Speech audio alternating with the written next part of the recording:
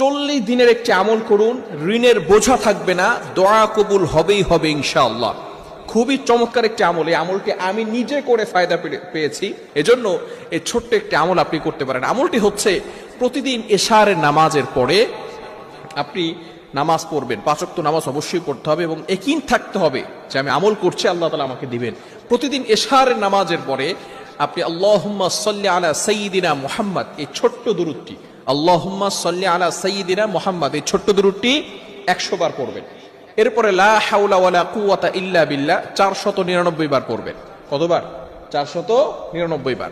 এরপরে লা হাওলা ওয়ালা কুওয়াতা ইল্লা বিল্লাহিল আলিয়্যিল আযীম, এটা পড়বেন মাত্র একবার। এরপরে আপনি আল্লাহ তাআলার কাছে দোয়া করবেন। অবশ্যই ইয়াকিন থাকতে হবে, বিশ্বাস থাকতে হবে। 40 দিন যদি আপনি আমলটা করতে পারেন, ইনশাআল্লাহ অবশ্যই অবশ্যই আল্লাহর পক্ষ থেকে আপনার কাছে সাহায্য আসবেই আসবে।